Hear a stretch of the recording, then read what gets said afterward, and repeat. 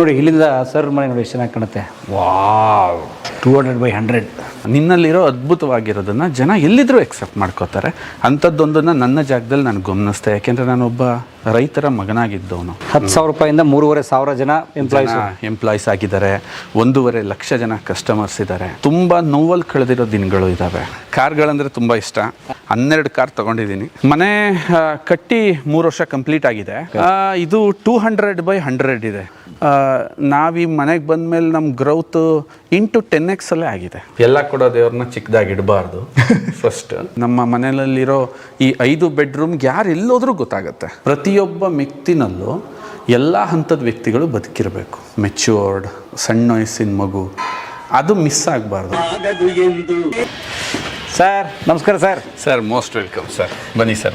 ಹೇಗಿದ್ದೀರಿ ಸರ್? ತುಂಬ ಚೆನ್ನಾಗಿದ್ದೀನಿ ಸರ್, ತುಂಬ ಚೆನ್ನಾಗಿದ್ದೀನಿ. ನಗರಗಳಿಗೆ ವಲಸೆ ಹೋಗುವ ಟ್ರೆಂಡನ್ನು ಬದಲಿಸಿ ಅದನ್ನು ಉಲ್ಟಾ ಮಾಡಿ ತಲೆ ಕೆಳಗೆ ಮಾಡಿ ತಾನು ಹುಟ್ಟಿದ ಊರಿಗೆ MBA ಮುಗಿಸಿದ ನಂತರ ಕಾರ್ಪೊರೇಟ್ ಜಾಬ್ ಬಿಟ್ಟು ಬಂದು ಇಲ್ಲಿ ಉದ್ಯಮ ಕಟ್ಟಿ ಸುಮಾರು 3,500 ಜನಕ್ಕೆ ಉದ್ಯೋಗ ಕೊಟ್ಟು 1.5 ಲಕ್ಷ ಗ್ರಾಹಕರನ್ನ ತಮ್ಮ ಕಡೆ ಸೆಳ್ಕೊಂಡು ಕೆಲಸ ಮಾಡ್ತಿರೋಂಥವ್ರು ನೋಡಿ ಉದಯ್ ಗುರ್ಲಿಂಗೇನವ್ರು ಸರ್. ನಮಸ್ತೆ ಸರ್. ನಗರದಲ್ಲಿರೋರು ದೊಡ್ಡ ನಗರ ಹುಡುಕ್ತಾರೆ, ಗ್ರಾಮಾಂತರದಲ್ಲಿರೋರು ನಗರ ಹುಡುಕ್ತಾರೆ. ಸೊ ಈ ಟ್ರೆಂಡಿಂದ ನೀವು ಉಲ್ಟಾ ಹೋಗ್ತಾ ಇದ್ರಲ್ಲ, ಯಾಕೆ? ಅವಶ್ಯಕತೆ ಇಲ್ಲ ಸರ್. ಮಹಾನಗರ ಏನಕ್ಕೆ ಮಹಾನಗರ ಆಗಿದೆ ಅಂತ ನೀವೇನಾರು ಅಂದ್ಕೊಂಡ್ರೆ, ಅಲ್ಲಿ ಏನೋ ಒಂದು ಇವತ್ತು ಇನ್ಫ್ರಾಸ್ಟ್ರಕ್ಚರ್ ಬೂಮ್ ಆಗಿದೆ ಅಥವಾ ಅಲ್ಲೇನೋ ಒಂದು ಬೂಮ್ ಆಗಿದೆ. ಅದೇ ಥರ ನಾವು ಸೂಕ್ಷ್ಮವಾಗಿ ಗಮನಿಸಿದಾಗ ಮುಂದೆ ಈಗ ಬೂಮ್ ಆದಮೇಲೆ ಎಲ್ಲ ಮುಗಿದ್ಮೇಲೆ ನೆಕ್ಸ್ಟ್ ಏನಾದ್ರು ಬೂಮ್ ಆಗುತ್ತೆ ಅಂದರೆ ಅದೊಂದು ಹೆಲ್ತ್ ಇಂಡಸ್ಟ್ರಿ. ಆರೋಗ್ಯ ಅಂತ ಬಂದಾಗ ಅದು ನೇರವಾಗಿ ಕನೆಕ್ಷನ್ ಇರೋದು ಆಹಾರದ ಜೊತೆ. ಸೊ ಆ ಆಹಾರನ ನೀವು ಯಾವುದೇ ಫ್ಯಾಕ್ಟ್ರಿನಲ್ಲಿ, ಯಾವುದೇ ಮಹಾನಗರಗಳಲ್ಲಿ, ಯಾವುದೇ AI ಬಳಸಿ ಅಥವಾ ಯಾವುದನ್ನು ಬಳಸಿ ಮಾಡೋಕ್ಕಾಗಲ್ಲ. ಯಥಾಸ್ಥಿತಿ ನಾವು ಇರೋ ಜಾಗದಲ್ಲೇ ಬಳಸಬೇಕು. ಸೊ ಹಾಗಾಗಿ ನಮ್ಮ ಒಂದು ಭವಿಷ್ಯದ ಉದ್ಯಮನ ನಾವು ಇವತ್ತೇ ಇಲ್ಲಿಂದ ನಮ್ಮೂರಿಂದ ನಮ್ಮ ಜಾಗದಿಂದ ನಾವು ಕಟ್ಟಲಿಕ್ಕೆ ಪ್ರಯತ್ನ ಪಡ್ತಾ ಇದ್ದೀವಿ. ವಾವ್. ಆರೋಗ್ಯ ಅಂತ ಬಂದಾಗ ಅದು ಡೈರೆಕ್ಟ್ ಇರೋದೇ ಆಹಾರದ ಜೊತೆ. ಸೊ ಆಹಾರ ಅಂತ ಬಂದಾಗ ಸೊ ನಮ್ಮ ನೆಲ, ನಾನು ಅದನ್ನೇ ನಿಮ್ಗೆ ಹೇಳಿದ್ದು ಒಂದು ಮಾತು ಅಂತಂದರೆ, ನನ್ನ ಈ ಒಂದು ಸ್ಟೋರಿ ಬೇರೆ ಊರಲ್ಲಿರ್ತಕ್ಕಂಥ ಯುವಕರಿಗೂ ಅಥವಾ ಇದನ್ನು ಯಾರು ಈ ಕಾರ್ಯಕ್ರಮ ನೋಡ್ತಾ ಇದ್ದಾರೋ, ಈ ಇಡೀ ಭಾರತನೇ ಸ್ವರ್ಣಭೂಮಿ ಅಂತ ನಾವು ನಂಬಿದ್ದೀವಿ. ಪ್ರತಿಯೊಂದು ಭಾಗ, ಪ್ರತಿಯೊಂದು ಜಾಗ, ನೀವು ಕಾಶ್ಮೀರದಿಂದ ಕನ್ಯಾಕುಮಾರಿವರೆಗೂ ಗಮನಿಸಿದ್ರು ಅದೆಷ್ಟು ವಿಶೇಷವಾದ ಬೆಳೆಗಳು, ಅದೆಷ್ಟು ವಿಶೇಷವಾದ ರೈತರು. ಇದರ ಮಧ್ಯದಲ್ಲೆಲ್ಲ ಏನಾಗಿದೆ ಅಂತ ನಾವು ಅದನ್ನು ಬಿಟ್ಟು ಒಂದು ವರ್ಗ ವಾಪಸ್ ಹೋದಾಗ ಅದೊಂದು ನಾಶ ಆಗ್ತಾ ಹೋದರೆ, ಆ ಕಮ್ಯುನಿಟಿ ನಾಶ ಆಗ್ತದೆ. ಯಾವ ಹಳ್ಳಿಗೆ ಹೋದರೂ ಕೂಡ ಅಲ್ಲಿ ಯಾರೂ ಇಲ್ಲ, ವಯಸ್ಸಾದವ್ರು ಏನೋ ನೋಡ್ಕೊಂಡು ನಡೆಸ್ತಾ ಇದ್ದಾರೆ. ಆ ಥರ ಆಗಬಾರ್ದು. ನಾನು ಇರೋ ಊರಲ್ಲೇ ಅದೆಷ್ಟು ದೊಡ್ಡ ಉದ್ಯಮ ಕಟ್ಟೋಕ್ಕಾಗುತ್ತೋ ನಾವು ಕಟ್ಟೋಣ, ತೋರಿಸೋಣ ಅಂತೇಳಿ ಸ್ಟಾರ್ಟ್ ಮಾಡಿದ ಈ ಪ್ರಯತ್ನ ಇವತ್ತು ಪ್ರಪಂಚದ ನಾನಾ ಕಡೆಗೆ ಇದು ಹೋಗಿದೆ. ಆ್ಯಂಡ್ ನಮ್ಮ ರಾಜ್ಯದಲ್ಲಿ ಅಷ್ಟೇ ಅಲ್ಲ, ಬೇರೆ ದೇಶಗಳಲ್ಲಿ ಇವತ್ತು ನಮ್ಮನ್ನು ಇಷ್ಟಪಡ್ತಾ ಇದ್ದಾರೆ, ಅಪ್ರಿಷಿಯೇಟ್ ಮಾಡ್ತಾ ಇದ್ದಾರೆ. ಯಾಕೆಂದರೆ ಜನಕ್ಕೆ ಬೇಕಾಗಿರೋದು ಉತ್ತಮವಾಗಿರೋದನ್ನ ನೀನು ಎಲ್ಲಿಂದ ಕೊಡ್ತೀಯ ಅನ್ನೋದು ಮ್ಯಾಟ್ರೇ ಆಗಲ್ಲ ಸರ್. ಓಕೆ. ಸೊ ನಗರದಲ್ಲೇ ಕೇಂದ್ರ ಇರಬೇಕು ಅಂತೇನಿಲ್ಲ. It's not a thing like that. ನಿನ್ನಲ್ಲಿರೋ ಅದ್ಭುತವಾಗಿರೋದನ್ನು ಜನ ಎಲ್ಲಿದ್ರೂ ಎಕ್ಸೆಪ್ಟ್ ಮಾಡ್ಕೋತಾರೆ. ಅಂಥದ್ದೊಂದನ್ನು ನನ್ನ ಜಾಗದಲ್ಲಿ ನಾನು ಗಮನಿಸ್ತೆ. ಯಾಕೆಂದರೆ ನಾನೊಬ್ಬ ರೈತರ ಮಗನಾಗಿದ್ದವನು. ರೈತನೇ ಆಗಿರಬೇಕು ಅಂತ ನಮ್ಮ ತಂದೆ ತಾಯಿ ನನ್ನನ್ನು ತುಂಬ ಇಷ್ಟಪಟ್ಟಿದ್ದರು. ನಾನು ರೈತನಾಗಿದ್ದಷ್ಟು ದಿನವೂ ಕೂಡ ಅದಕ್ಕೆ ಬೆಲೆಯನ್ನು ತುಂಬತಕ್ಕಂತಹ, ಅವರು ಹೇಳ್ಕೊಡ್ತಕ್ಕಂಥ ಕೆಲಸಗಳನ್ನ ತುಂಬ ಆದರ್ಶವಾಗಿ ಪಾಲಿಸ್ಕೊಂಡು ಕೃಷಿನ ತುಂಬ ಚೆನ್ನಾಗಿ ನೋಡ್ತಿದ್ದಂಥವನು. ಅವಾಗ ನನಗನ್ಸಿದ್ದೇನಾಯಿತು, ಈ ಕೃಷಿ ಮತ್ತು ಇವತ್ತಿನ ಈ ಆಧುನಿಕ ಪ್ರಪಂಚದ ಮಧ್ಯದಲ್ಲಿ ಒಂದು ಗ್ಯಾಪ್ ಇದೆಯಲ್ಲ, ಆ ಗ್ಯಾಪ್ ತುಂಬ ದೊಡ್ಡದಿದೆ ಸರ್. ಈ ಅಪ್ಪರ್ ಕಮ್ಯುನಿಟೀಸ್ ಅಂತ ಏನು ಕರೀತಾರೆ, ಅದನ್ನು ರೈತರನ್ನ ಒಂಥರ ಬೇರೆ ಥರ ನೋಡೋದು. ಆ್ಯಂಡ್ ರೈತರಿಂದ ಏನು ನಾವು ಬೇರೆ ಥರದನ್ನ ಪ್ರೊಡಕ್ಟಿವಿಟಿನ ಎಕ್ಸ್ಪೆಕ್ಟ್ ಮಾಡೋಕ್ಕಾಗಲ್ಲ ಅನ್ನೋ ಮಧ್ಯದಲ್ಲಿ ನಾನು ಆ ಒತ್ತಡದಲ್ಲಿ ಉದ್ಯಮಿ ಆದಂತಹ ಒಬ್ಬ ವ್ಯಕ್ತಿ ಅಂತ ಹೇಳಕ್ಕೆ ಇಷ್ಟಪಡ್ತೀನಿ. ರೈತ ಕುಟುಂಬದಿಂದ ಬಂದು ಸೊ ನಿಮ್ಮ ಬಿಸ್ನೆಸ್ ಶುರು ಮಾಡಿದ ಯಾವ ವರ್ಷ, ಈಗ ಯಾವ ಹಂತದಲ್ಲಿದೆ ಸರ್? 2010ರಲ್ಲಿ ನನ್ನ ತಲೆಯಲ್ಲಿ ಆಲೋಚನೆ ಸ್ಟಾರ್ಟ್ ಆಯಿತು, ಜನಗಳ ಆಹಾರ ಕೆಡ್ತಾ ಇದೆ ಅಂತ. ಯಾಕೆ ಅಂತಂದರೆ ನಾನು ತುಂಬ ಇಷ್ಟಪಟ್ಟು ಓದಿದಂಥ ಒಂದು ಪುಸ್ತಕದಲ್ಲಿ ಆಹಾರ ಮತ್ತು ಒತ್ತಡ ಒಂದು ಪ್ರಾಣಿಯ ಸೃಷ್ಟಿಗೆ ಕಾರಣ ಅಂತ ಡಾರ್ವಿನ್ ಅವರು ಒಂದು ಕಡೆ ಸ್ಪಷ್ಟವಾಗಿ ಮೆನ್ಷನ್ ಮಾಡ್ತಾರೆ. ಅಂದರೆ ಎಲ್ಲೋ ಇದ್ದಂಥ ಮನುಷ್ಯ ಇವತ್ತು ಇಷ್ಟು ಶಕ್ತಿಶಾಲಿ ಮನುಷ್ಯನಾಗಿ, ಇಷ್ಟು ಸುಂದರ ವಿಚಾರವಂತ ಮನುಷ್ಯನಾಗಲಿ ಪರಿವರ್ತನ ಆಗಲಿಕ್ಕೆ ಒಂದು ಆಹಾರ ಕಾರಣ ಆಗಿತ್ತು ಅಂತಂದರೆ, ಈ ಕಳೆದ 30-20 ವರ್ಷದಲ್ಲಿ ಆ ಆಹಾರದ ಕಗ್ಗೊಲೆ ನಡೆದೋಗ್ಬಿಟ್ಟಿದೆ ನಮ್ಮಲ್ಲಿ. ಅಂದರೆ ಲಕ್ಷಾಂತರ ವರ್ಷ ತಗೊಂಡ್ವಿ ಈ ಎವಲ್ಯೂಷನಲ್ಲಿ ಮನುಷ್ಯನಾಗಕ್ಕೆ, ನಾವೀ ಥರ ಮಾರ್ಪಾಡಾಗಕ್ಕೆ. ಲಕ್ಷಾಂತರ ವರ್ಷದಿಂದ ಕಷ್ಟಪಟ್ಟು ಆಗಿರೋ ಈ ಎವಲ್ಯೂಷನನ್ನು ಈ 30-40 ವರ್ಷದಲ್ಲಿ ನಾಶ ಮಾಡೋ ಹಂತಕ್ಕೆ ನಾವು ಬಂದಾಗ ನನಗನ್ಸಿದ್ದು ಈ ಆಹಾರದ ಮೇಲೆ ನಾನೇನಾದರೂ ಕೆಲಸ ಮಾಡಬೇಕು. ಯಾರ್ಯಾರು ಮುಗ್ಧ ಜೀವಿಗಳು ಏನು ಅವ್ರು ತಿಂತಾರೆ, ಅವ್ರ ಮನೇಲಿ ಏನು ತಿಂತಾ ಇದ್ದೀವಿ ಇನ್ನೂ ಅರಿವು ಅವ್ರಿಗಿಲ್ಲ. ಆ ತಿನ್ನೋಂಥ ಆಹಾರನ ಔಷಧಿ ಮಾಡೋಕ್ಕೆ ನಮ್ಮಿಂದ ಏನಾದರೂ ಸಾಧ್ಯನಾ? ಅಂದರೆ ಅವನು ಉಪ್ಪಿಟ್ಟು ತಿನ್ನಲಿ, ಚಿತ್ರಾನ್ನ ತಿನ್ನಲಿ, ಏನು ತಿನ್ನಲಿ, ಅದನ್ನು ಮೆಡಿಸನ್ ಮಾಡಬೇಕು ಅಂತ ಆಲೋಚಿಸಿದಾಗ ಅಂಥ ಒಂದು ಅದ್ಭುತವಾದ ಕಲ್ಪವೃಕ್ಷ ನಮ್ಮ ತಾಲೂಕಲ್ಲಿ ಅತಿ ಹೆಚ್ಚು ನಾವು ಬೆಳೀತಾ ಇದ್ವಿ. ಸೊ ನಾವು ಸ್ವಂತ ಬೆಳೀತಾ ಇದ್ವಿ. ಸೊ ಪ್ರಪಂಚದ ನಾನಾ ಕಡೆ ಅದನ್ನು ಭಾಳ ವಿಶೇಷವಾಗಿ ಗಮನಿಸ್ತಾ ಇದ್ರು. ಬಟ್ ನಮ್ಮ ಜನಕ್ಕೆ ಅಥವಾ ನಮ್ಮ ಕಡೆಯವ್ರಿಗೆ ಅದರ ಅವೇರ್ನೆಸ್ ಇರಲಿಲ್ಲ. ಸೊ ಆವಾಗ ನಾನು ಥಿಂಕ್ ಮಾಡಿದೆ ಇದ್ರ ಮೇಲೆ ವರ್ಕ್ ಮಾಡೋಣ ಅಂತ 2012ರಲ್ಲಿ ಸ್ಟಾರ್ಟ್ ಮಾಡಿದೆ. ತುಂಬ ಚಿಕ್ಕ ಕಂಪನಿ ಅಂತಂದರೆ ನೀವು ನಗ್ತೀರಾ, ಒಂದು 10,000 ರೂಪಾಯಿ ಸ್ಟಾರ್ಟ್ ಮಾಡಿದ್ದು ನನ್ನ ಕಂಪ್ನಿನ. 2010ರಲ್ಲಿ ಆಲೋಚನೆ ಸ್ಟಾರ್ಟ್ ಆಯಿತು. 2012ರಲ್ಲಿ 10,000 ರೂಪಾಯಿ ನಾನು ಅಷ್ಟೇ, ತುಂಬ ಸಣ್ಣ ಅಮೌಂಟ್. ಯಾಕೆ ಅಂತಂದರೆ ಆ ಟೈಮಲ್ಲಿ ಆ ಥರ ಇತ್ತದು. ಆ 10,000 ರೂಪಾಯಿಲಿ ಸ್ಟಾರ್ಟ್ ಮಾಡಿದ್ದು.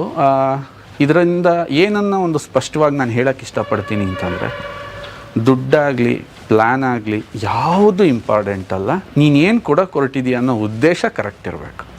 ಉದ್ದೇಶ ಸರಿ ಇದ್ದರೆ ಜಾಗ ಕೇಳಲ್ಲ, ಅಮೌಂಟ್ ಕೇಳಲ್ಲ, ಪ್ಲ್ಯಾನ್ ಕೇಳಲ್ಲ, ಬಂಡವಾಳ ಕೇಳಲ್ಲ, ನಿಮ್ಮನ್ನು ಎಲ್ಲಿಂದನೋ ಎಲ್ಲಿಗೆ ಕರ್ಕೊಂಡು ಹೋಗುತ್ತೆ. ಅವತ್ತು ನನ್ನ ಉದ್ದೇಶ ಇದ್ದಿದ್ದು ಇವ್ರ ಫುಡ್ನ ಸರಿ ಮಾಡಬೇಕು, ಅವ್ರಿಗೊಂದು ಸ್ವಲ್ಪ ಜ್ಞಾನನ ಕೊಡಬೇಕು. ಈ ಥರ ಯೋಚಿಸಿ ನಿಮಗೆ ಆಹಾರ ನಿಮ್ಮನ್ನು ಖಂಡಿತ ಮಾರ್ಪಾಡು ಮಾಡುತ್ತೆ ಅಂತ ಹೇಳಕ್ಕೆ ನಾನು ಸ್ಟಾರ್ಟ್ ಮಾಡಿದೆ. ನಾವು ಇವಾಗ ಇದರಲ್ಲಿ ಒಂದು ಉತ್ತಮವಾಗಿರೋ ಘಟ್ಟಕ್ಕೆ ತಲುಪಿದ್ದೀವಿ ಅಂತ ನನಗೆ ಅನಿಸುತ್ತೆ ಸರ್. ವಾವ್, 10,000 ರೂಪಾಯಿಂದ 3,500 ಜನ ಎಂಪ್ಲಾಯೀಸ್ ಆಗಿದ್ದಾರೆ. 1.5 ಲಕ್ಷ ಜನ ಕಸ್ಟಮರ್ಸ್ ಇದ್ದಾರೆ. ಯಾವ ಕಂಪನಿಯ ಯಶಸ್ವಿನ ಗುಟ್ಟು ಏನು ಅಂತಂದರೆ, ಯಾವ ಕಂಪ್ನಿ ತಾನು ಪ್ರಾಡಕ್ಟ್ನ ಉತ್ಪತ್ತಿ ಮಾಡೋದ್ರ ಜೊತೆಗೆ ಯಾವುದೇ ಮಧ್ಯವರ್ತಿಗಳ ಇಂಬ್ಯಾಲೆನ್ಸ್ ಇಲ್ದಂಗೆ ನೇರವಾಗಿ ಗ್ರಾಹಕರ ಜೊತೆ ನೀನು ಅವ್ರ ಮನಸ್ಸನ್ನು ಗೆಲ್ತೀಯ ಅನ್ನೋದು ಬಹಳ ಯಶಸ್ವಿಯಾಗಿರುತ್ತೆ. ಅಂಥ ಕೆಲಸನ ನಾವು ನಿಧಾನಕ್ಕೆ ಮಾಡ್ತಾ ಬಂದ್ವಿ. ಅಂದರೆ ಇವತ್ತು ನಮ್ಮ ಮತ್ತು ಗ್ರಾಹಕರ ಮಧ್ಯೆ ಯಾರಿದ್ದಾರೆ ಅವರೆಲ್ಲ ನನ್ನ ಮನಸ್ಥಿತಿಯ ವ್ಯಕ್ತಿಗಳೇ ಇವತ್ತು ನನ್ನ ಜೊತೆ ಕೆಲಸ ಮಾಡ್ತಾ ಇದ್ದಾರೆ. ಅಂದರೆ ಯಾರು ಬಿಸ್ನೆಸ್ಗೋಸ್ಕರ, ನೀವು ಆಚೆ ಕಡೆ ಗಮನಿಸ್ಬೋದು, ನಿಮಗೆ ನಾನಾ ಥರದ ಜನಗಳು ಸಿಗ್ತಾರೆ. ಲೈಕ್ ನಾನು ದುಡ್ಡು ಹಾಕ್ತೀನಿ, ಲಾಭ ಬರಬೇಕು, ನಾನು ಏನು ಮಾಡ್ತೀನೋ ನೀನು ಕೇಳಬೇಡ, ನಾನು ಏನು ಜಾಹೀರಾತು ಕೊಡ್ತೀನೋ ನೀನು ಕೇಳಬೇಡ. ನನಗೆ ಆ ಥರದವ್ರು ಬೇಡವಾಗಿತ್ತು ಪರಮ್ ಅವರೇ. ಯಾಕೆ ಅಂತಂದರೆ ನನ್ನ ಮನಸ್ಥಿತಿನಲ್ಲೇ ನನ್ನ ಉತ್ಪನ್ನನ ಜನಕ್ಕೆ ತಲುಪಿಸೋರು ಬೇಕಾಗಿತ್ತು. ಅಂಥ ಸುಂದರ ಹೃದಯವಂತ ಡಿಸ್ಟ್ರಿಬ್ಯೂಟರ್ ನಮಗೆ ಸಿಗ್ತಾ ಬಂದರು. ಈಗ ನಾವು ಒಂದೊಳ್ಳೆ ಪೊಸಿಷನ್ಗೆ ತಲುಪಿದ್ದೀವಿ. Very nice. ಆ್ಯಂಡ್ ಖಂಡಿತ ಖುಷಿಯಾಗುತ್ತೆ. ಇತ್ತೀಚಿನ ದಿನಗಳಲ್ಲಿ ಪ್ರತಿಯೊಂದು ಕ್ಷಣನೂ ಕೂಡ ತುಂಬ ರೋಮಾಂಚನವಾಗಿ ನಾನು, ಯಾಕೆಂದರೆ ತುಂಬ ನೋವಲ್ಲಿ ಕಳೆದಿರೋ ದಿನಗಳು ಇದ್ದಾವೆ. ಬಿಸ್ನೆಸ್ ಶುರು ಮಾಡಿದ್ದಕ್ಕೆ 100% ಸ್ಟಾರ್ಟಿಂಗ್ ನಿಮ್ಮನ್ನು ಕಾಮಿಡಿಯಾಗೆ ನೋಡೋದು. ನೀವು ಯಾವುದೇ ಒಂದು ಹೊಸ ವಿಚಾರನ ತಗೊಂಡು ಹೋದಾಗ ಯಾರು ಈಸಿಯಾಗಿ ಒಪ್ತಾರೆ ನಿಮ್ಮನ್ನು? ನನ್ನನ್ನು ಅದೇ ಥರ ಟೀಸ್ ಮಾಡ್ತಾಯಿದ್ರು, ನನ್ನನ್ನು ಅದೇ ಥರ ಹನುಮಾನದಲ್ಲೇ ನೋಡ್ತಾಯಿದ್ರು, ಇದೇನು ತಂದ, ಇದೇನು ಮಾಡ್ತಾ ಇದ್ದಾನೆ ಅಂತ. ಬಟ್ ಇವಾಗ ಆ ಒಂದು ಪ್ರತಿಕ್ರಿಯೆ, ಜನಗಳ ಪ್ರೀತಿ, ಈ ಜನಗಳ ವಿಶ್ವಾಸ ಸಿಕ್ಕಿದ ಮೇಲೆ ಪ್ರತಿ ಕ್ಷಣ ಎಂಜಾಯ್ ಮಾಡ್ತಾ ಇದ್ದೀವಿ. Right, great, very nice. ಜೊತೆಗೆ ಇವರ ಪತ್ನಿ ಆಶಾ ಅವರ ಶ್ರಮ ಮತ್ತು ಅವರ ಸಹಭಾಗಿತ್ವ ಕೂಡ ನಾವು ಮರೆಯೋ ಹಾಗಿಲ್ಲ. ಅವ್ರನ್ನೂ ಮಾತಾಡ್ಸೋಣ. ಒಂದ್ಸಲ ಯುವ ಉದ್ಯಮಿ ಮನೆ ನೋಡ್ಬೋದಾ? ಪ್ಲೀಸ್ ಬನ್ನಿ ಸರ್, ಬನ್ನಿ ನೋಡ್ಕೊಂಬಂದ್ಬಿಡೋಣ. ಏನು ಸರ್ ಎಂಟ್ರೆನ್ಸಲ್ಲಿ 4 ಕಾರ್ ನಿಲ್ಸಿದ್ದೀರಾ? ಕಾರ್ಗಳಂದರೆ ತುಂಬ ಇಷ್ಟ. ಸೊ ನನ್ನ ಎಂಟೈರ್ ಇಲ್ಲಿವರೆಗೂ ವಯಸ್ಸಲ್ಲಿ ಒಂದು 12 ಕಾರ್ ತೊಗೊಂಡಿದ್ದೀನಿ. ಈಗ 6 ಕಾರ್ನ ಕೊಟ್ಟು ಈಗ ಒಂದು 6 ಕಾರ್ ಇಟ್ಕೊಂಡಿದ್ದೀನಿ. ಓ, ಯಾವ ಕಟ್ಟಿದ್ರಿ ಮನೆ ಕಟ್ಟಿ 3 ವರ್ಷ ಕಂಪ್ಲೀಟ್ ಆಗಿದೆ. ಕಟ್ಟಬೇಕು ಅಂತ ಆಲೋಚನೆ ಬಂದಿದ್ದು 6 ವರ್ಷದಿಂದ. ಸೊ ಕಟ್ಟಕ್ಕೆ 3 ವರ್ಷ ತಗೋತು. 3 ವರ್ಷ ಬೇಕಾಯ್ತು ಕಟ್ಟಕ್ಕೆ? 3 ವರ್ಷ ಬೇಕಾಯಿತು. ಸೊ ಆ ಟೈಮಲ್ಲಿ ನನಗೆ 35 ವರ್ಷ ಇತ್ತು. ನಮ್ಮ ಮುಂದೆ 2 ಆಯ್ಕೆ ಇತ್ತು. ಒಂದು ಆಯ್ಕೆ ಇಲ್ಲಿಗೆ ಇನ್ವೆಸ್ಟ್ ಮಾಡೋ ದುಡ್ಡನ್ನ ಬೇರೆ ಕಡೆ ಇನ್ನೆಲ್ಲರೂ ಇನ್ವೆಸ್ಟ್ ಮಾಡೋದು, ಕಾಂಪ್ಲೆಕ್ಸ್ಗಳು ತೊಗೊಳೋದು, ಇನ್ನೊಂದು ತೊಗೊಳೋದು. So that is one thing, ಅಂದರೆ ದುಡ್ಡು ದುಡಿಯೋ ಥರ ಮಾಡ್ಕೊಳೋದು. ಇನ್ನೊಂದು ಆಲೋಚನೆ ಇತ್ತು, ನಮ್ಮ ಮೇಲೆ ಸೆಲ್ಫ್ ಇನ್ವೆಸ್ಟ್ ಮಾಡ್ಕೊಳೋದು. ನಮ್ಮ ಮೇಲೆ ಸೆಲ್ಫ್ ಇನ್ವೆಸ್ಟ್ಮೆಂಟ್ ಅಂತಂದರೆ, ಈಗ ನನ್ನನ್ನು ಕೇಳಿದ್ರೆ, ಈಗ ನೀವು ನೇರವಾಗಿ ಯಾವ್ದಾದ್ರು ಒಂದು ವಸ್ತು ತೊಗೊಂಡು ಅದು ದುಡ್ಡನ್ನು ಫಿಕ್ಸೆಡ್ ಅಂತ ಇನ್ನೊಂದು ಕಡೆ ಮಾಡೋದಕ್ಕಿಂತ ಸೆಲ್ಫ್ ಇನ್ವೆಸ್ಟ್ಮೆಂಟ್ ಮಾಡಿಕೊಂಡ್ರೆ ಅದರಂಥ ರಿಟರ್ನ್ಸ್ ಭೂಮಿ ಮೇಲೆ ಯಾವುದೂ ಸಿಗಲ್ಲ. ಉದಾಹರಣೆಗೆ ಹೇಳ್ತೀನಿ. ಈಗ ಎಕ್ಸಾಂಪಲ್, ಇಷ್ಟೇ ದುಡ್ಡು ತಗೊಂಡೋಗಿ ನಾನು ಇನ್ನೊಂದು ಕಡೆಗೆ ಇಟ್ಟಿದ್ದರೆ ಅಂತಂದ್ರೆ, ಮನೆ ದುಡ್ಡು ಮನೆ ಕಟ್ಟೋ ದುಡ್ಡನ್ನ ತಗೊಂಡೋಗಿ ನಾನು ಇನ್ನೊಂದು ಕಡೆ ಇಟ್ಟಿ ಅಂತ ಅಂದ್ಕೋಣ, ಅದಕ್ಕೋ ಇನ್ವೆಸ್ಟ್ ಮಾಡಿದೆ. ಉದಾಹರಣೆ, ಅರಸೀಕೆರೆ ಬಸ್ ಸ್ಟ್ಯಾಂಡ್ ಹತ್ರ ಒಂದು ಕಾಂಪ್ಲೆಕ್ಸ್ ತೊಗೊಂಡ್ರಿ. ತಿಂಗಳಿಗೆ 1 ಲಕ್ಷ, 2 ಲಕ್ಷ, 3 ಲಕ್ಷನ ಇಟ್ಕೊಳ್ಳಿ, ಒಂದು ರೆಂಟ್ ಬರುತ್ತೆ ಅಂತ ಇಟ್ಕೊಳ್ಳಿ. ಸೊ ಹಂಗಾದರೆ ಈ ವಾಸ ಮಾಡ್ತಕ್ಕಂಥ ಗುರುನ ವ್ಯಾಲ್ಯೂ 3 ಲಕ್ಷನ ಅಲ್ಲ. ನಾನು ಈ ಮನೆ ಕಟ್ಕೊಂಡೆ, ಈ ಮನೇಲಿ ಬದುಕಕ್ಕೆ ಸ್ಟಾರ್ಟ್ ಆದೆ. ಅಟ್ಮಾಸ್ಫಿಯರ್ ನಮ್ಮ ಆ್ಯಟಿಟ್ಯೂಡ್ ಮೇಲೆ ಇನ್ಫ್ಲೂಯೆನ್ಸ್ ಮಾಡ್ತಾ ಇರುತ್ತೆ. ಈ ವಾತಾವರಣ ನಮ್ಮ ಮೇಲೆ ಪ್ರಭಾವನ ಬೀರ್ತಾ ಇರುತ್ತೆ. ನನ್ನನ್ನು ಪ್ರತಿ ಕ್ಷಣ ಯಾವತ್ತೂ ದೊಡ್ಡದಾಗಿ ಯೋಚಿಸೋ ಆಲೋಚನೆಗೆ ದುಡ್ತಾ ಇರುತ್ತೆ, ನೂಗ್ತಾ ಇರುತ್ತೆ. ಯಾಕೆಂದರೆ ಈ ಜಾಗನೇ ಅಂಥದ್ದು, ಇಲ್ಲಿ ಬದುಕ್ತೀವಿ ಅಂತಂದಾಗ. ಸೊ ಆಟೋಮೆಟಿಕಲಿ ಅಲ್ಲಿಗೆ ಇನ್ವೆಸ್ಟ್ ಮಾಡಿದರೆ ನಾವೇನು ಮಾಡೋಕ್ಕಾಗ್ತಿರಲ್ಲ, ಅದು ಅದರಷ್ಟು ಇವತ್ತು ಮಾಡಿದ್ವಿ. ಯಾಕೆಂದರೆ ಬಿಕಾಸ್ ಈ ಅಟ್ಮಾಸ್ಫಿಯರ್ ನಮ್ಮನ್ನಷ್ಟು ಇನ್ಫ್ಲೂಯೆನ್ಸ್ ಮಾಡುತ್ತೆ. ಅದೆಲ್ಲ ವರ್ಕ್ ಆಗುತ್ತಾ ಸರ್? ಅದೆಲ್ಲ ಡೆಫಿನೆಟ್ಲಿ. ಈಗ ತುಂಬ ಜನ ಏನು ಮಾಡ್ತಾರೆ, ಒಂದು ಪುಟ್ಟ ಮನೆ ಮಾಡ್ಕೊಂಡು ಆ ದುಡ್ಡನ್ನು ಸೇವಿಂಗ್ಸ್ ಮಾಡಿಕೊಂಡು ಅದನ್ನು ಸೊ ಆ ಮನಸ್ಥಿತಿಗಿಂತಲೂ ಸೊ ಥಿಂಕ್ ಬಿಗ್ ಮನಸ್ಥಿತಿ ವರ್ಕ್ ಆಗುತ್ತೆ. ತುಂಬ ಚೆನ್ನಾಗಿ ವರ್ಕ್ ಆಗುತ್ತೆ ಸರ್. ನನ್ನ ಲೈಫಲ್ಲಿ ಅದಾಗಿದೆ. ಯಾಕೆ ಅಂತಂದರೆ ರೈಟ್ ನಾವು ಈ ಮನೆಗೆ ಬಂದಮೇಲೆ ನಮ್ಮ ಗ್ರೌತು ಇಂಟು 10x ಅಲ್ಲೇ ಆಗಿದೆ ಈ 3 ವರ್ಷದಲ್ಲಿ. Into 10x. And every day every minute ಒಂದೊಂದು ನಿಮಿಷನೂ ಕೂಡ ನನ್ನ ಆಲೋಚನೆಗಳು ತುಂಬ ಸ್ಟ್ರಾಂಗ್ ಆಗ್ತಾ ಹೋಗ್ತವೆ, ತುಂಬ ಪ್ರಬಲವಾಗ್ತಾ ಹೋಗ್ತವೆ. ಸೊ ಇದನ್ನು ಕೂತು ನಮ್ಮ ಮನೆಯವ್ರ ಹತ್ರ, ನಮ್ಮ ಶ್ರೀಮತಿಯವ್ರ ಹತ್ರ ಮಾತಾಡಿದೆ. ಸೊ ಆಪ್ಷನ್ಸ್ ಎರಡಿದೆ, ಒಂದು ಸೆಲ್ಫ್ ಇನ್ವೆಸ್ಟ್ಮೆಂಟ್, ಇನ್ನೊಂದು ಆಚೆಗಡೆ ಇನ್ವೆಸ್ಟ್ಮೆಂಟ್. ಸೊ ವಯಸ್ಸು ಕಮ್ಮಿ ಇರೋದ್ರಿಂದ ನಾವು ಸೆಲ್ಫ್ ಇನ್ವೆಸ್ಟ್ ಮಾಡೋಣ ಅಂತೇಳಿ ಈ ಮನೆನ ಬಿಲ್ಡ್ ಮಾಡಿದ್ವಿ. ಯಾಕೆಂದರೆ ಮನೆ ಅಂತಂದರೆ ಎಲ್ಲ ಇರಬೇಕು ಅಂತ ನಮ್ಗೆ ಅನಿಸಿತ್ತು. ಲೈಕ್ ಪೂಜೆ ಮನೆ ಎಲ್ಲೋ ಒಂದು ಕಡೆ ಮೂಲೆಯಲ್ಲಿ ಇರಬಾರ್ದು, ದೊಡ್ಡ ವಿಶಾಲವಾಗಿ ಪೂಜೆ ಮನೆ ಇರಬೇಕು. ನನ್ನ ಆಫೀಸ್ ಜಸ್ಟ್ ಒಂದು ಸೆಕೆಂಡಲ್ಲಿ ಯಾರಾದರೂ ಕರೆದ್ರೆ ಮನೆಯಿಂದ ಆಫೀಸ್ಗೆ ಹೋಗಂಗಿರಬೇಕು. ಎಲ್ಲ ನನ್ನ ಕಣ್ಮುಂದೆ ಇರಬೇಕು. ಕಾರ್ನ ವಿಶಾಲವಾಗಿ ನಿಲ್ಲಿಸೋ ಥರ ಇರಬೇಕು. ಎಂಟೈರ್ ಸೆಟಪ್ ಇರಬೇಕು. ನನ್ನ ಮನೆ ನನಗೆ ಆ ಥರ ಇದ್ದರೆ ನಾನು ತುಂಬ ಪ್ರೊಡಕ್ಟಿವಿಟಿ ಏನಾದರೂ ಮಾಡಬಲ್ಲೆ, ಏನಾದರೂ ಕೊಡಬಲ್ಲೆ ಅಂತ. ಸೊ ಅದ್ರ ತಕ್ಕನಾಗಿ ಈ ಮನೆನ ಬಿಲ್ಡ್ ಮಾಡ್ಕೊಂಡು. Wow, super. ಮನೆಗಳು ಕಟ್ಕೊಂಡು ಆ ಮನೆಯಲ್ಲಿ ಮಜಾ ಮಾಡೋಕ್ಕೆ, ಪಾರ್ಟಿ ಮಾಡೋಕ್ಕೆ ಎಷ್ಟೋ ಜನ ಬಂದು ನಮಗೆ ಸಜೆಸ್ಟ್ ಮಾಡಿದ್ದೀವಿ, ನಿಮ್ಮ ಮನೇಲಿ ಬಾರ್ ಇಲ್ವಾ ಅಂತ. ನಾವು ಹೇಳಿದ್ವಿ, ನಾನು ಕುಡಿಯಲ್ಲ, ಕುಡಿಯೋರಿಗೆ ರೆಕಮೆಂಡು ಮಾಡಲ್ಲ. ಸೊ ಇರೋದೇನಕ್ಕೆ ಅಂತಂದರೆ ನಿನ್ನ ಆಲೋಚನೆ ದೊಡ್ಡದಾಗಬೇಕು ಅನ್ನೋದಕ್ಕೋಸ್ಕರ. ನಿನ್ನ ಆಲೋಚನೆ ತುಂಬ ಯಾವತ್ತೂ ಕೆಳಮಟ್ಟಕ್ಕೆ ಯೋಚಿಸ್ಬೇಡ, ತುಂಬ ದೊಡ್ಡದಾಗಿ ಯೋಚನೆ ಮಾಡು ಅನ್ನೋ ಆಲೋಚನೆಗೆ ಇದನ್ನು ಕಟ್ಟಿದ್ವಿ. It's really work.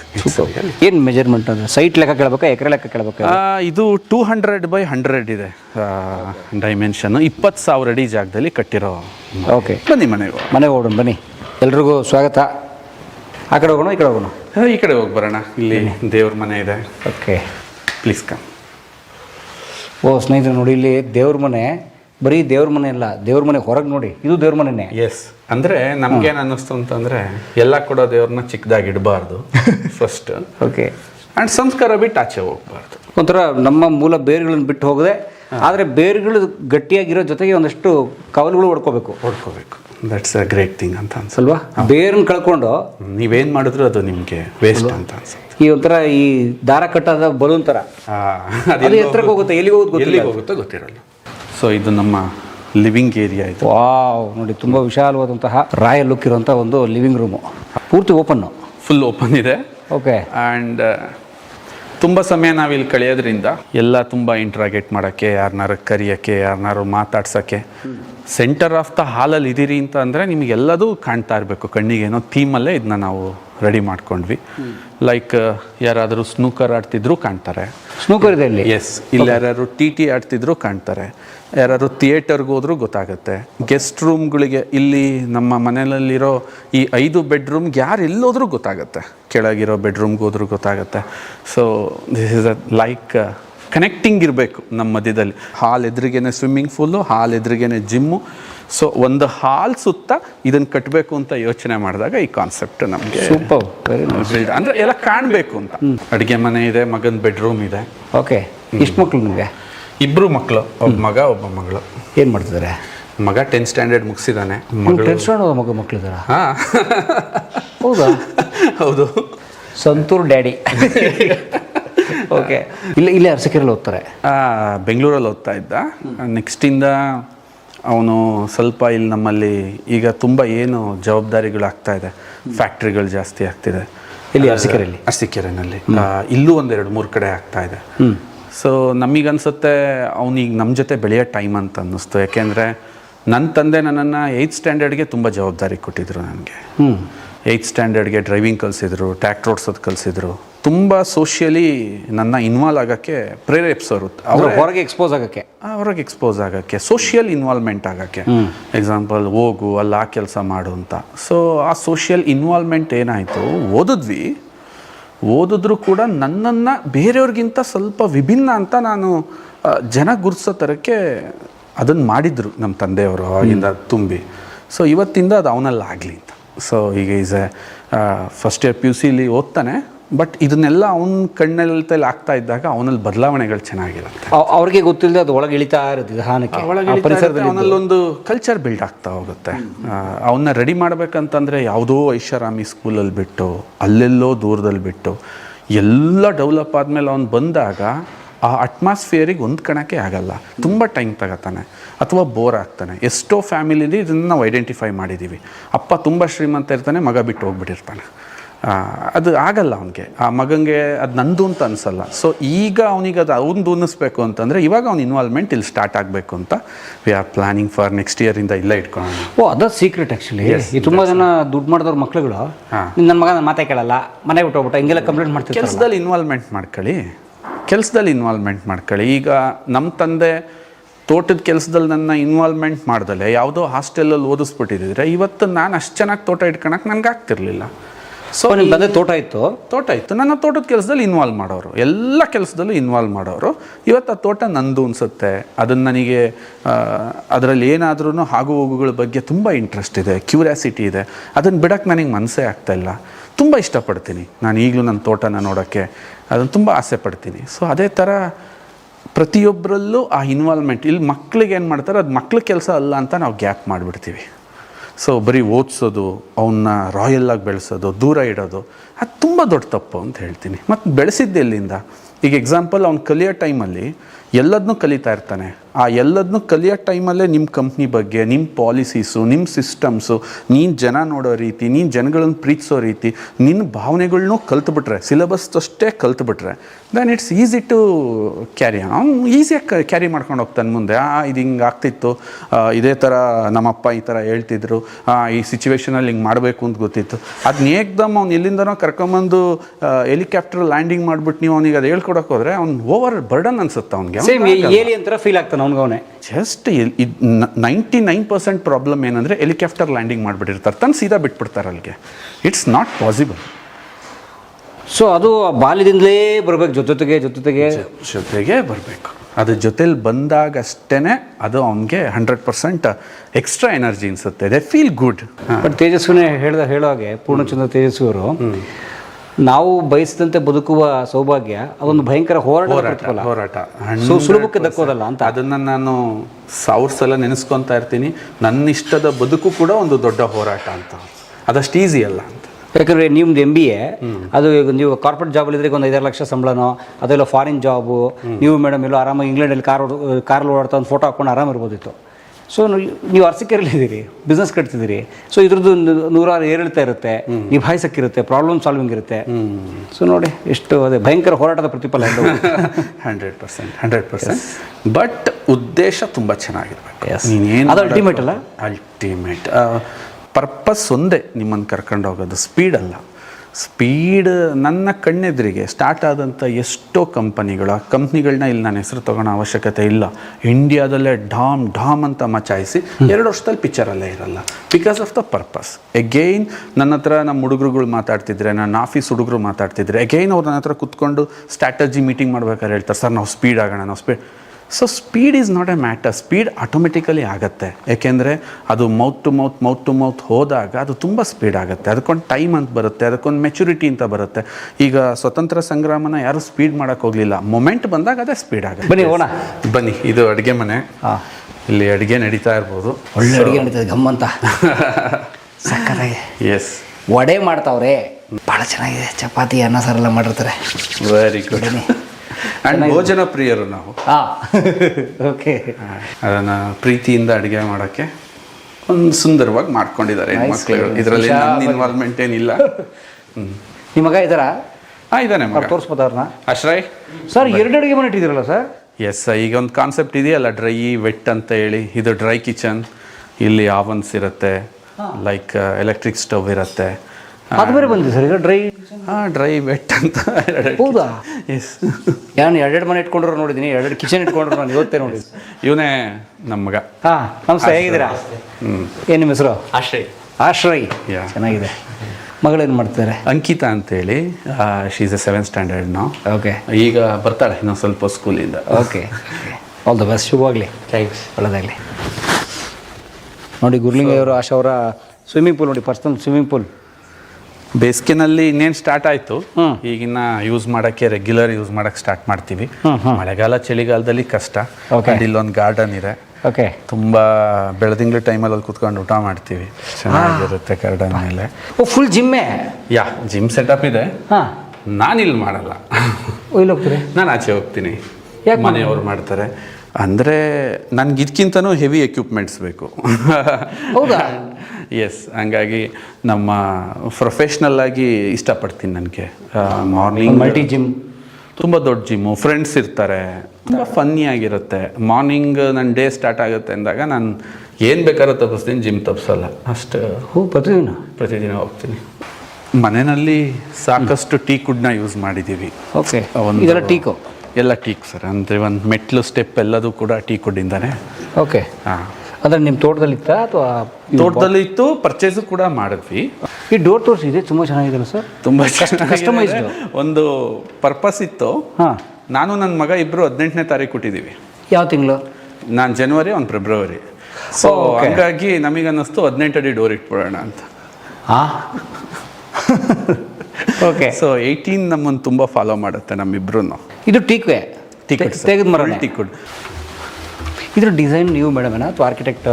ಹಾಂ, ಒಂದು ಕಂಪ್ನಿ ಇದ್ರು, ಮಾವಿ ಗ್ರೂಪ್ಸ್ ಅಂತೇಳಿ. For A designing it took 8 months. Billiards board. ಹಾಂ. ಇದೆಲ್ಲ ಯಾವಾಗ ನಿಮ್ಗೆ ಕ್ರೇಜ್ ಅಂತ ಏನಿಲ್ಲ. ನಮ್ಗೆ ಅಂದ್ಕೊಂಡ್ವಿ ಸಮ್ ಸ್ಪೋರ್ಟ್ಸ್ ಇದೆಯಲ್ಲ, ಇದು ವಯಸ್ಸಿನ ಅಂತರ ಇರಲ್ಲ. ಈ ಸ್ಪೋರ್ಟ್ಸ್ಗಾ? ಯಾವ ಸ್ಪೋರ್ಟ್ಸರ ಆಗಿರ್ಬೋದು. ನನಗೆ ವಯಸ್ಸಾಯಿತು, ನಾನು ಇನ್ನು ಮುಂದೆ ಆಟ ಆಡೋಕ್ಕೆ ಯೋಗ್ಯನಲ್ಲ ಅಂತಂದಾಗ ನಿಮ್ಮೊಳಗಿರೋ ಒಬ್ಬ ಯುವಕ ಅಂದರೆ ಒಬ್ಬ ಹುಡುಗ ಸತ್ತೋಗ್ತಾನೆ. ಪ್ರತಿಯೊಬ್ಬ ವ್ಯಕ್ತಿನಲ್ಲೂ ಎಲ್ಲ ಹಂತದ ವ್ಯಕ್ತಿಗಳು ಬದುಕಿರಬೇಕು. ಮೆಚ್ಯೂರ್ಡ್, ಸಣ್ಣ ವಯಸ್ಸಿನ ಮಗು, ಅದು ಮಿಸ್ ಆಗಬಾರ್ದು. ಈಗ ನೀವು ರಫ್ ಆಗಿಬಿಟ್ರಿ ಅಂತಂದರೆ ನಾವು ಪರಮ್ ಜೊತೆ ಮಾತಾಡೋಕ್ಕಾಗೋದೇ ಇಲ್ಲ. ಪರಮ್ ಒಳಗೋ ಹುಡುಗ ಇರಬೇಕು, ಅವ್ನು ಅವಾಗವಾಗ ಜಾಗೃತಿ ಆಗ್ತಾ ಇರಬೇಕು, ಅವಾಗಷ್ಟೇ ಪರಮ್ ಸುಂದರವಾಗಿ ಕಾಣ್ತಾರೆ. ಸೊ ಅದಕ್ಕೆ ಈ ಸ್ಪೋರ್ಟ್ಸ್ಗಳು ತುಂಬ ನಮ್ಮನ್ನು ಹೆಲ್ಪ್ ಮಾಡುತ್ತೆ. ಲೈಕ್ ನಾನು ಜಿಮ್ಗೆ ಹೋದಾಗ ಶಾರ್ಟ್ಸ್ ಹಾಕೊಂಡು ಹೋಗ್ತೀನಿ. ದೆನ್ ನನ್ನ ಮಗನ ಜೊತೆ ನಾನು ಆಟ ಆಡೋಕೆ ಹೋಗ್ತೀನಿ. ಅವಾಗ ನನಗೆ 42 ವರ್ಷ ಆಯಿತು, ನಾನು ಇದನ್ನೆಲ್ಲ ಮಾಡಬಾರ್ದು ಅಂತ ಹೋದಾಗ ಗ್ಯಾಪ್ ಜಾಸ್ತಿ ಆಗ್ತಾ ಹೋಗುತ್ತೆ ನನ್ನ ಮಗನ ಮಧ್ಯ. ಸೊ ಈ ಸ್ಪೋರ್ಟ್ಸ್ ಎಲ್ಲ ಏನು ಮಾಡ್ತವೆ, ನಮ್ಮನ್ನು ಒಂದು ಸ್ಟ್ರಾಂಗಾಗಿ ಬಾಂಡಿಂಗ್ ಒಳಗೆ ಬಿಲ್ಡ್ ಮಾಡ್ತವೆ. ನಗ್ತೀವಿ, ಸಂತೋಷ ಪಡ್ತೀವಿ, ಒಬ್ರನ್ನೊಬ್ರು ಅಪ್ರಿಷಿಯೇಟ್ ಮಾಡ್ಕೋತೀವಿ. ಇಂಪ್ರೂವ್ಮೆಂಟ್ಸ್ ಇದ್ದರೂ ನಾವೇನಾದರೂ ಸಜೆಸ್ಟ್ ಮಾಡ್ತೀವಿ.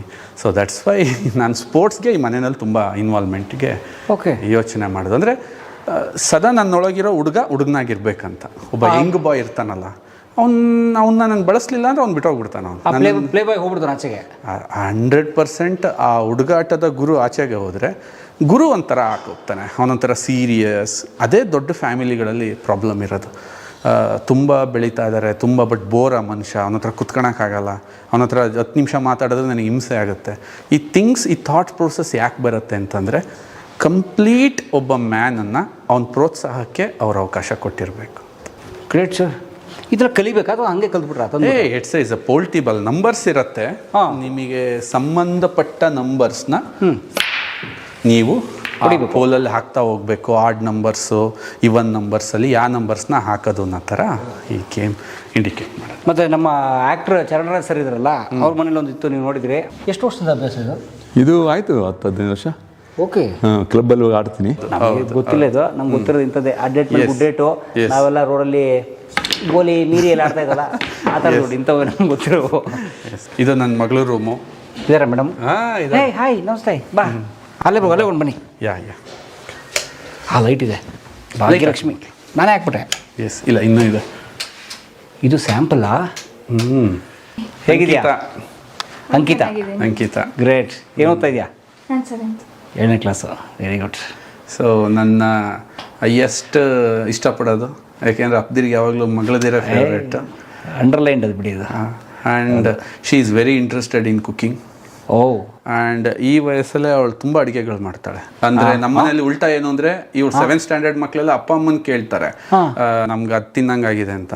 ನಮ್ಮ ಮನೇಲಿ ಏನು ತಿನ್ನಂಗಾದ್ರೆ ನಾವು ಇವಳನ್ನ ಕೇಳ್ತೀವಿ. Is any foods like sandwiches, doughnuts and like what you need, manchurians, anything she will make it. And ಅಷ್ಟು ಇಷ್ಟ ಅವಳಿಗೆ ಅದನ್ನು ಮಾಡೋದು. ಒಂದ್ಸರಿ ಮಾಡ್ತಿರ್ತಾರಲ್ಲ ಹಂಗೆ ರೋಬೋ ಥರ ಸ್ಕ್ಯಾನ್ ಅಲ್ಲೇ. Very good. ನೋಡಿ ಇಲ್ಲಿಂದ ಸರ್ ಮನೆ ನೋಡಿ ಎಷ್ಟು ಚೆನ್ನಾಗಿ ಕಾಣುತ್ತೆ. Wow, 200 by 100. ಇದ್ರ ಮೇಲೆ ಟೆರೆಸಾ? ಅಥವಾ ರೂಮ್? ನಂದೊಂದು ರೂಮ್ ಇದೆ ಅಲ್ಲಿ. ಓಕೆ. ಈ ಪ್ಯಾಸೇಜ್ ಚೆನ್ನಾಗಿದೆ ಸರ್, ಇದು ಸಕ್ಕತ್ತಾಗಿದೆ ಈ ಪ್ಯಾಸೇಜ್ ನೋಡಿ, ಇದು ಈ ಮನೆಯಲ್ಲಿ ಅದಕ್ಕೆ ಲುಕ್ ಕೊಡಬೇಕಂತ ಅವರು ಇಟ್ಸ್ ಥಿಂಕ್ ಲೈಕ್ ತುಂಬ ಡಿಸೈನ್ಗೆ 8 ತಿಂಗಳು ತಗೊಂಡಾಗ್ಲೇ ನಮ್ಮನ್ನು ನೋಡೆಲ್ಲ ನಗೋರು. ಮನೆನೇ ಕಟ್ಟೋಕ್ಕೆ ಇಷ್ಟೊತ್ತಿಗೆ ಬೇಸ್ಮೆಂಟ್ ಆಗ್ಬಿಟ್ಟು RCC ಆಗೋದು, ಇವರು ಡಿಸೈಡ್ ಮಾಡೋಕ್ಕೆ ಇಲ್ಲೊಂದು ಗೆಸ್ಟ್ ರೂಮ್ ಇದೆ. ಓಕೆ. TT ಇದೆ, ನಮ್ಮ ಫೇವ್ರೆಟ್ ಗೇಮು, ತುಂಬ ಇಷ್ಟ TT. ಸೊ ಗೆಸ್ಟ್ ರೂಮ್ನು ಕೂಡ ಅದೇ ಸ್ಟ್ಯಾಂಡರ್ಡ್ಗೆ ಬಿಲ್ಡ್ ಮಾಡಿದ್ವಿ. ಅಂದರೆ ಯಾರು ಗೆಸ್ಟ್ ರೂಮ್ನ ಸ್ವಂತ ರೂಮ್ ಥರ ಮಾಡಿಟ್ಟಿದ್ದಾರೆ. ವಾವ್. ಇಲ್ಲೇ ಎದುರುಗಡೆ ಥಿಯೇಟ್ರ್ ಇದೆ. ನಿಮ್ಮ ಪೇರೆಂಟ್ಸ್ ಎಲ್ಲ ಊರಲ್ಲಿ ಇರ್ತಾರೆ ಸರ್. ಅಂದರೆ ನಿಮ್ಮ ತೋಟ ಇದೆಯಲ್ಲ, ತೋಟ ಇದೆಯಲ್ಲ, ಅವ್ರಿಗೆ ನೀವೇನು ಕೊಟ್ಟರು ಅವ್ರು ಇಲ್ಲಿಗೆ ಬರಲ್ಲ. ಖಂಡಿತ ಹೌದು. ಆ್ಯಂಡ್ ಅವರು ಆ ಜೀವನನ ತುಂಬ ಖುಷಿಯಾಗಿ ಎಂಜಾಯ್ ಮಾಡ್ತಾರೆ. ಖಂಡಿತ ಹೌದು. ಪೇರೆಂಟ್ಸು ತಮಗೆ ಸೆಟ್ ಆಗಿರೋ, ಯಾಕಂದರೆ 45 ವರ್ಷ ಅಲ್ಲಿ ಬದುಕ್ಬಿಟ್ಟಿರ್ತಾರಲ್ಲ. ಇನ್ನು ಬೇಸಿಗೆಗಾಲದಲ್ಲಿ ಇದು ತುಂಬಿ ತುಳುಕುತ್ತೆ. ಇವ್ರ ಫ್ರೆಂಡ್ಸ್ಗಳೆಲ್ಲ ಬಂದು, ನಮಗಷ್ಟು ಟೈಮ್ ಇರಲ್ಲ. ಸೊ ಈ ಥಿಯೇಟ್ರ್ ಆದಮೇಲೆ ಒಂದು 7-8 ಮೂವಿ ನೋಡಿರ್ಬೋದು ಮಕ್ಳುಗಳ ಬಲಾತ್ಕಾರಕ್ಕೆ. ಓಕೆ. ಬಟ್ ಅವರು ಅವ್ರ ಫ್ರೆಂಡ್ಸ್ ಎಲ್ಲ ಕೂತ್ಕೊಂಡು ಸಖತ್ ಎಂಜಾಯ್ ಮಾಡ್ತಾರೆ. ಸಖತ್ತಾಗಿ ನೋಡಿ, ಒಳ್ಳೆ. ನಿಮ್ಮ ಹಳ್ಳಿ ಮನೆ ಹೇಗಿದೆ? ತುಂಬ. ನೀವು ಹುಟ್ಟಿದ ಮನೆ? ನಾವು ಹುಟ್ಟಿದ ಮನೆ ಹಂಚಿನ ಮನೆ. ಹಾಂ, ಸೇಮ್ ಟಿಪಿಕಲ್ ಹಾಸನದ ಹಂಚಿನ ಹೆಂಚಿನ ಮನೆ, ರೈತರ ಹೆಂಚಿನ ಮನೆ. ತುಂಬ ದೊಡ್ಡ ಹಂಚಿನ ಮನೆ. ಅದರಲ್ಲಿ ಹಟ್ಟ ಇತ್ತು, ಫ್ಯಾಮಿಲಿ ಮೆಂಬರ್ಸ್ ಎಲ್ಲ ಇದ್ರು. ಓಕೆ. ಅಣ್ಣ ತಮ್ಮದಿರು, ತುಂಬ ದೊಡ್ಡ ಮನೆ. ಊಟಕ್ಕೆ ಕೂತ್ರೇನೆ ಒಂದು 25 ಜನ ಕೂತ್ಕೋಬೇಕು. ಅದು ಆ ವಾತಾವರಣದಲ್ಲಿ ಬೆಳೆದಿದ್ವಲ್ಲ. ಓಕೆ. ಅದು ಅದ್ಭುತ. ಬಟ್ ಆ ಮನೆ ಇಲ್ಲ ಈಗ. ಅದೆಲ್ಲ ಡಸ್ಟ್ ಅಲರ್ಜಿ ಆಯಿತು, ಎಲ್ಲ ತೆಗೆದುಬಿಟ್ರಾ? ಮನೆ ಎಲ್ಲ ಅಲ್ಲಿ ಅದರದ್ದು ಒಂದು ನೆನಪು ಕೂಡ ಉಳಿದಿಲ್ಲ. ಬಟ್ ಆ ಊರೇನಿದೆ ಉಪ್ಪಾರ ಕಾಳೆನಹಳ್ಳಿ, ಅದು ಹಂಗೆ ಇದೆ. ಏನು ಊರ ಹೆಸರು? ಉಪ್ಪಾರ ಕಾಳೆನಹಳ್ಳಿ. ಉಪ್ಪಾರ ಕಾಳೆನಹಳ್ಳಿ. ಉಪ್ಪಾರ ಕಾಳೆನಹಳ್ಳಿ. ಇಲ್ಲಿಗೆ ಎಷ್ಟು ದೂರ ಅದು? 18 ಕಿಲೋಮೀಟರ್. ಓ, ನಿಮ್ಮ ಫ್ಯಾಕ್ಟ್ರಿ ಅವ್ರದ್ದು ಅಲ್ಲೇ? ಅಲ್ಲೇ ಫ್ಯಾಕ್ಟ್ರಿ, ತೋಟ ಅಲ್ಲೇ ಇದೆ. ಅಪ್ಪಾಜಿ ಅಮ್ಮ ಎಲ್ಲ ಅಲ್ಲೇ ಇರ್ತಾರೆ. ನಿಮ್ಮ ಕುಟುಂಬದ ಹಿನ್ನೆಲೆ? ರೈತರು ಅವರು. ಹಾಂ, ತೆಂಗು ಬೆಳೆಯೋ ರೈತರು. ಸರ್ ರೂಮ್ಗೆ ಪಾಸ್ವರ್ಡ್ ಇದೆ. ಸರ್ ಇದೇನು ರೂಮಾ ಇದೆ, ಒಂದು ಮನೆನಾ? ಅಲ್ಲಿ ನೋಡಿ ಸರ್, ಪರ್ಸನಲ್ ರೂಮ್ಗೆ ಡೋರ್ ಎಷ್ಟು ದೊಡ್ಡದಿದೆ ನೋಡಿ, ದೊಡ್ಡ ಮನೆ ಥರ. ಬನ್ನಿ ಪ್ಲೀಸ್ ಕಮ್. ನೋಡಿ, ನೀವು ಸ್ಟಾರ್ಟಿಂಗಲ್ಲಿ ಹೇಳಿದ್ರಲ್ಲ, ಅಂದರೆ ಸೆಲ್ಫ್ ಇನ್ವೆಸ್ಟ್ಮೆಂಟ್ ಅಂತ. ನೋಡಿ ಎಷ್ಟು ಖುಷಿ ಆಗ್ತದೆ. ಜಸ್ಟ್ ನಾವು ನೋಡಿದ್ದಕ್ಕೇ ನಿಮಗೆ ಕಟ್ಟಿ ಇಲ್ಲಿ ವಾಸ ಮಾಡೋಕ್ಕೆ ಎಷ್ಟು ಖುಷಿ ಆಗ್ತಿರ್ಬೇಕು. ಎವ್ರಿ ಮಿನಿಟ್ ಅದನ್ನು ಎಂಜಾಯ್ ಮಾಡೋ ಗುಣ ನಿನ್ನಲ್ಲಿದ್ದರೆ, ಆ ಥರ ಇದ್ದರೆ, ನೀನು ಆ ಪರಿಸ್ಥಿತಿಲಿದ್ದರೆ ತುಂಬ ರೋಮಾಂಚನ ಆಗುತ್ತೆ. ಯಾಕೆಂದರೆ ಈ ಒಂದೊಂದು ಇಟ್ಟಿಗೆ ಇಡಬೇಕಾದ್ರೂ ಬಂದು ನೋಡ್ತಿದ್ವಿ ನಾವು, ಏನಾಗ್ತಿದೆ, ಕೆಲಸ ಏನಾಗ್ತಿದೆ, ಎಲ್ಲಾಗ್ತಿದೆ, ಹೆಂಗಾಗ್ತಿದೆ. ನನಗೆ ರಿಯಲ್ ಆಗಿ ಬದುಕ್ತಾ ಇದ್ದೀವಲ್ಲ, ತುಂಬ ಖುಷಿ ಅನ್ಸುತ್ತೆ. Very nice. Very nice. ಈಗ ಐ ಆಮ್ ಸಾರಿ, ಈಗ ನೋಡಿ ಭಾಳ ಜನ ಮದುವೆ ಆದಮೇಲೆ ಪತ್ತಿರು, ಈಗ ನಿಮ್ಮ ಕನಸಿರ್ಬೋದು ನಾನು ಹಳ್ಳಿಲೇ ಒಂದು ಫ್ಯಾಕ್ಟ್ರಿ ಹಾಕ್ಬೇಕು ಅಂತ. ಆದರೆ ಮದುವೆಯಾಗಿ ಬಂದಂಥ ಸಂಗಾತಿ, ಬೇಡ ನನಗೆ ಈ ಊರು, ನಾನು ಸಿಟಿಗೆ ಹೋಗ್ಬೇಕು, ಆ ಥರದ್ದಿಲ್ಲ ಮೇಡಮ್. ಜೊತೆಗೆ ಸಾಥ್ ಕೊಟ್ಟಿದ್ದಾರೆ ನೋಡಿ. 100%. ನಮಗೇನು ಅನ್ನಿಸ್ತು ಅಂತಂದರೆ, why is city is special ಅಂತ ಅನ್ನಿಸ್ತು. ಸ್ಪೆಷಲ್ ಏನಕ್ಕೆ ಅಂತ ನಾವು ಕಂಪ್ಯಾರಿಟಿವ್ಲಿ ನಾವು ನೋಡೋಕ್ಕೆ ಹೋದರೆ, ಸಮಥಿಂಗ್ ಅಲ್ಲೇನೋ ಒಂದು ವ್ಯವಸ್ಥೆಗಳಿದೆ, ಏನೋ ಇದೆ. ಏನದು ವ್ಯವಸ್ಥೆಗಳು? ಲೀಸ್ಟ್ ಮಾಡು ಅಂತಂದರೆ ಯಾರಿಗೂ ಲೀಸ್ಟ್ ಮಾಡೋಕ್ಕೆ ಬರಲ್ಲ. ಜಸ್ಟ್ ಜನಜಂಗುಳಿ ಇರುತ್ತೆ, ಟ್ರಾಫಿಕ್ ಇರುತ್ತೆ, ನಿನಗೆ ಬೇಕಾದ ಬೇಕ್ರಿಗಳು, ಅದು ಇದು ಫುಡ್ ಇರುತ್ತೆ. ಫಸ್ಟ್ ಆಫ್ ಆಲ್ ನಮಗೆ ಅದೇನೂ ಬೇಡವಾಗಿತ್ತು. ಆ ಸಿಟಿ ಕೊಡುವ ಆ ಬಣ್ಣದ ವೈವಿಧ್ಯಮಯವಾಗಿರೋ ವಿಚಾರಗಳು ನಮಗೆಲ್ಲ ಬೇಡವಾಗಿತ್ತು. ಅದು ಬಿಟ್ಟಾಗ ನಮಗೆ ಸಿಟಿ ಝೀರೋನೇ ಕಂಡಿದ್ದು. ಸ್ಟಿಲ್ ನಮಗೆ ಮಹಾನಗರಗಳು ನೋಡಿದಾಗ ನಮಗೇನಂತ ಥ್ರಿಲ್ ಅನ್ಸಲ್ಲ. ಮೊದಲು ಎಷ್ಟೊತ್ತಿಗೆ ವಾಪಸ್ ಹೋಗ್ತೀವೋ ಅಂತ ಅನ್ನಿಸ್ತಿರೋ, ಅದು ಆಕರ್ಷಣೆ ಮಾಡಲ್ಲ. ವಾಪಸ್ ಹೋಗ್ತೀವೋ. ನನಗೆ ಅನ್ನಿಸ್ತು, ನನಗೆ ಬೇಕಾಗಿರೋದನ್ನ ನಾನು ಕಟ್ಕೊಳ್ಳೋಣ, ನಮ್ಮೂರಲ್ಲೇ ಕಟ್ಟೋಣ ಅನ್ನೋ ಈ ಇಂಟೆನ್ಷನಲ್ಲಿ ಇದು ಬಿಲ್ಡ್ ಆಯಿತು. ಸೂಪರ್. ನೀವೇನು ಈ ಮನೆ ಇಷ್ಟು ಸುಂದರವಾಗಿದೆ ಅಂತಂದ್ರಿ. ಸೊ ಅದನ್ನು ಡಿಸೈನ್ ಮಾಡೋಕ್ಕೆ ಮೊದಲನೇ ದಿನದಿಂದ ಇದು ಪ್ಲ್ಯಾನ್ ಮಾಡಿದ್ದು, ಇದನ್ನ ಡಿಸೈನ್ ಮಾಡಿದ್ದು ಎಲ್ಲ ನಾನು ನನ್ನ ಶ್ರೀಮತಿಯವ್ರು ಸೇರಿಸ್ಕೊಂಡು, ಆಶಾ ಅಂತೇಳಿ ನಮ್ಮ ಶ್ರೀಮತಿ. ನಮಸ್ತೆ. ನಮಸ್ತೆ ಸರ್. ಸೊ ಬರೀ ಮನೆಯಲ್ಲಿ ಅಷ್ಟೇ ಅಲ್ಲ, ಯಾಕೆಂದರೆ ನನ್ನ ಪ್ರಕಾರ ಹೆಣ್ಮಕ್ಳುಗಳು ಮನೆಯೊಳಗೆ ಅಷ್ಟೇ ಸೀಮಿತವಾಗಬಾರ್ದು, ಅವರನ್ನು ಒಂದು ಬಿಸ್ನೆಸ್ಸಲ್ಲೂ ಇನ್ವಾಲ್ವ್ ಮಾಡಬೇಕು ಅಂತ ಅಂದು ಇವತ್ತು ನನ್ನ ಕಂಪ್ನಿಲಿ ಒಂದು 34 ಪ್ರಾಡಕ್ಟ್ ಇದೆ. ಅದರಲ್ಲಿ ತುಂಬ ಮೇಜರ್ ಪ್ರಾಡಕ್ಟ್ಸ್ನ ಇವರು ಡಿಸೈನ್ ಮಾಡಿದ್ದಾರೆ, ಅದ್ರ ಕೇರ್ ಟೇಕ್ ಮಾಡ್ತಾರೆ, ಅದ್ರ ಪ್ರೊಡಕ್ಷನ್ ಮಾಡ್ತಾರೆ. ಆ್ಯಂಡ್ ನೀವು ಅದ್ರ ಬಗ್ಗೆ ಅವ್ರ ಬಾಯಲ್ಲೇ ಕೇಳಿ, ಏಕೆ ಅಂತಂದರೆ ಅವ್ರು ಹೇಳಿದ್ರೆ ಚೆನ್ನಾಗಿರುತ್ತೆ, ಏನು ಮಾಡಿದ್ದಾರೆ, ಹೆಂಗೆ ಮಾಡಿದ್ದಾರೆ ಅಂತೇಳಿ. ಸೊ ಇವರು ಆಶಾ ಅವರು ಪರಿಚಯ ಮಾಡಿ. ನಮಸ್ತೆ. ನಮಸ್ತೆ ಸರ್. ತುಂಬ ಚೆನ್ನಾಗಿದ್ದೀನಿ. ಫಸ್ಟ್ ಆಫ್ ಆಲ್ ಕಲಾ ಮಾಧ್ಯಮಕ್ಕೆ ನಾನು ಸ್ವಾಗತ ಕೋರ್ತಾ ಇದ್ದೀನಿ. ತುಂಬ ಹೃದಯದ ಧನ್ಯವಾದಗಳು. ಯಾಕೆಂತಂದರೆ ಅದರಲ್ಲೂ ಎಲ್ಲ ಚಾನಲಲ್ಲೂ ನೋಡ್ತಾ ಇದ್ದೀನಿ. ಬಟ್ ಏನಂದರೆ ಕಲಾ ಮಾಧ್ಯಮ ಇನ್ನೂ ಸ್ಪೆಷಲ್ ಅಂತ ನನಗೆ ಖುಷಿಯಾಗುತ್ತೆ. ಮತ್ತು ತೇಜಸ್ವಿ ಅವ್ರದ್ದು ನೀವು ನಾಟಕಗಳನ್ನ ನಾನು ತುಂಬ ನೋಡ್ತಾ ಇದ್ದೀನಿ. ಬಟ್ ಅದು ಇನ್ನೂ ತುಂಬ ಎತ್ತರಕ್ಕೆ ಹೋಗಲಿ, ಇನ್ನೂ ಬೇರೆಯವ್ರಿಗೆ ಮಾದರಿ ಆಗಲಿ, ಮತ್ತು ಚಿಲ್ಡ್ರನ್ಸ್ಗಳಿಗೆ ಮತ್ತು ಕಾಲೇಜ್ ಮಕ್ಕಳುಗಳಿಗೆ ಇನ್ನೂ ಮಾದರಿಯಾಗಿ ನೀವು ಇನ್ನೂ ದೊಡ್ಡ ಮಟ್ಟಕ್ಕೆ ಗಂಡ ಹೆಂಡತಿ ನಿಮ್ಮ ಸಾನ್ನಿಧ್ಯದಲ್ಲಿ ಬರ್ತಿರುವಂತಹ ಎಲ್ಲ ತೇಜಸ್ವಿ ಅವರ ನಾಟಕಗಳನ್ನ ನಾನು ನೋಡೋದಕ್ಕೆ ಇಷ್ಟಪಡ್ತೀನಿ. ಮತ್ತು ನಮ್ಮ ಮನೆಗೆ ಬಂದಿರೋದಕ್ಕೆ ನಾನು ತುಂಬ ಧನ್ಯವಾದಗಳನ್ನ ನಿಮಗೆ ತಿಳಿಸ್ತಾ ಇದ್ದೀನಿ ಸರ್. ಬಿಸ್ನೆಸ್ ಮಾತಾಡಿ ಸಾಕಾಯ್ತು. ಎಷ್ಟು ವರ್ಷ ಆಯ್ತು ಮದುವೆಗೆ? ಸೊ ಈಗ 17ನೇ ವರ್ಷ ನಡೀತಾ ಇದೆ, 16 ವರ್ಷ ಕಂಪ್ಲೀಟ್ ಆಗಿ. ಮೇಡಮ್ ಹತ್ರ ಮಾತಾಡೋಣ. ಮನೆ ಮನೆ ಮುದ್ದು ಮನೆ ಮನೆ ಮನೆ